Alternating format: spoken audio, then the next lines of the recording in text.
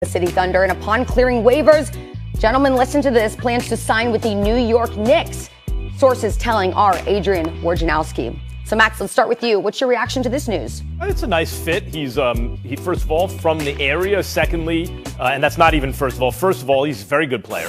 He's like a mini Kyrie Irving, but a good locker room guy, a leader, all that stuff. He's undersized, so there are defensive issues and all that.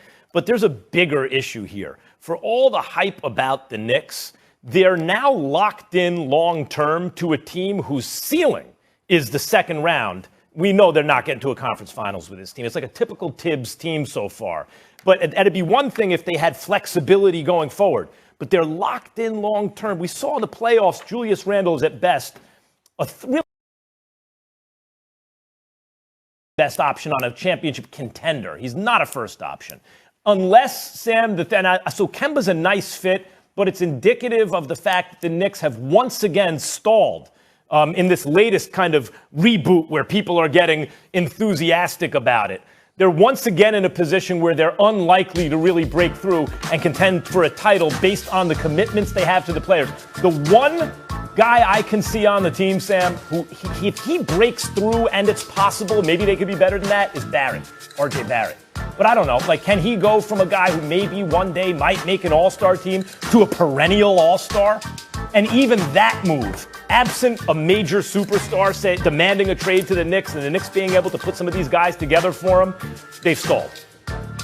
Yeah, Max, I actually really like this move. Obviously, New York had Julius Randle succeed last year, and Julius Randle played well.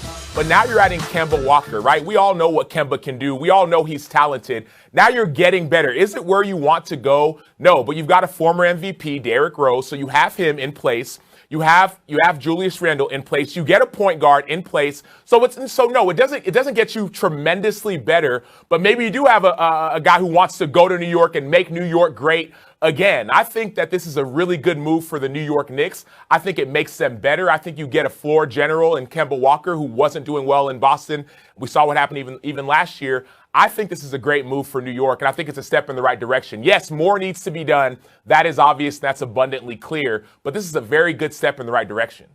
Okay, but how many, I've seen this before with the Knicks. I'll be 48 in a couple days. I've never seen them win a championship in my lifetime, and I've seen iterations of teams like this one make moves like this. It's a step in the right direction, apparently. But actually, it's kind of like if you're a kid and you're playing one of those mazes. Your mom takes you to a restaurant with right? And they give you the kids' menu and it has that little maze. And it seems like you're making progress, but ultimately it's a dead end.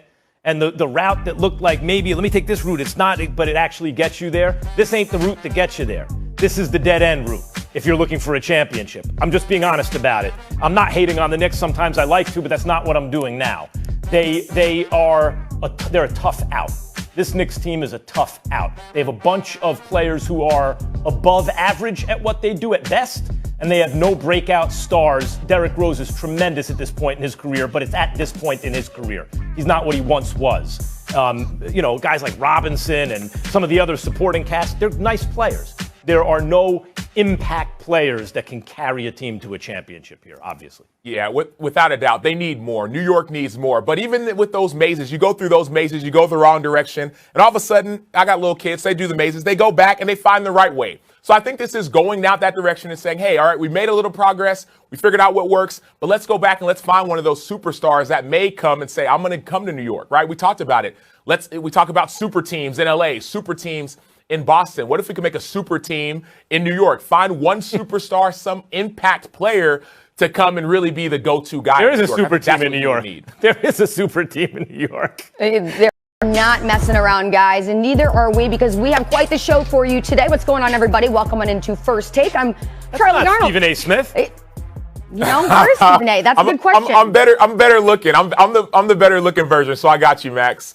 Well, I saw him yesterday. He was still reacting to all the news that we're going to get to, but he was casual. He was cool. So clearly taking a few days off after a very busy last month. But guys, we got Max Kellerman, Sam Acho. Hope you both are doing well. But let's get right into it, because LeBron James finally getting his wish, and that is to play a season with his boy Carmelo Anthony. Melo, now a Laker, signing a one-year deal yesterday in the franchise's quest for gold. Melo, in his 13 career playoff appearances, has only reached the conference finals once and has yet to play in the NBA Finals. Now, the Lakers added 8 free agents to their roster in less than 2 days, including future Hall of Famers Carmelo Anthony and also Dwight Howard.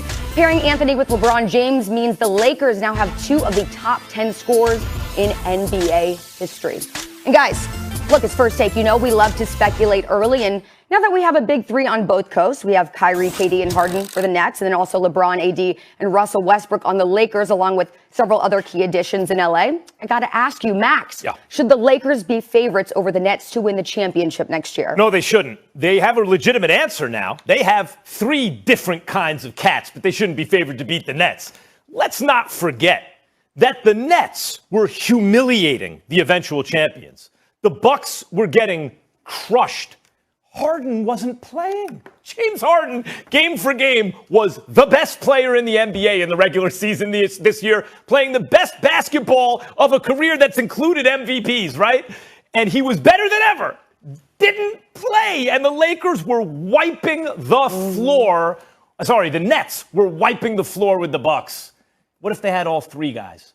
See, the thing about the Lakers' big 3 that they just put together the surrounding cast, right? The thing about the Lakers' big 3 is, at best, they're average shooters for their position. LeBron's about an average shooter for his position. Maybe AD is also. Westbrook is not, right? The Nets, big 3. I want you to listen to this closely, Sam. See if you can contradict what I'm saying here. See if you detect any lies, okay? I'm already detecting lies, Max. Well, go ahead. You'll have a chance to tell me all about it. The Nets' big 3, each guy at his position, is the best overall scorer at his size in NBA history. All 3 guys can score in more ways at a higher level than anyone who ever lived at their size. All 3 guys. It's too much shooting against a team that doesn't have enough offseason, not enough to take over the number 1 slot preseason from the Nets. 2 of the top 10 scorers in NBA history now, though. Yeah, Carmelo Anthony once upon a time. And by the way, Carmelo was useful. But Sam, you know what I'm talking about. I'm talking about the 3 best scorers at their size who ever lived, and they all still got it. Lakers need a little more. Yeah, Max, I hear what you're saying, but I'm detecting lies because, yes, they may have the 3 best scorers at their size. And, yes, Harden, as you mentioned, game for game may have had the best season of his career. But remember, James Harden wasn't healthy the whole season. Remember, James Harden in the playoffs, oftentimes his production decreases. Let's not forget that when you bring superstars together, it doesn't always work. I'm reminded of my chemistry class, right? In chemistry, we all took chemistry. You put a bunch of elements together and they make something new. And sometimes these elements will make an amazing new kind of creation. And other times it'll blow up in your face. And I think what we're seeing with Brooklyn is that we're not seeing all these pieces come together to make something greater. You see James Harden, who's super talented. You see KD, super talented. You see Kyrie, super talented. But when they play together, they don't always mesh. But when I go to the Lakers and I go to LeBron James, right? LeBron James in the last 11 years has been to every single final when he's been healthy. Obviously, 2019.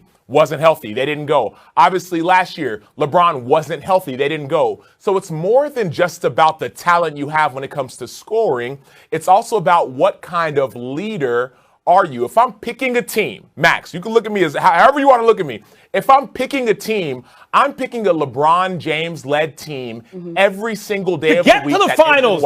Sam, we're assuming they're both in the finals. He doesn't always win the finals, LeBron. He's not Michael Jordan. And I'm believing that they're winning the finals. I'm picking LeBron and Russ. And we all said, okay, well, they got Russ. They need spacing. They need a shooter. All of a sudden, they get Carmelo. They get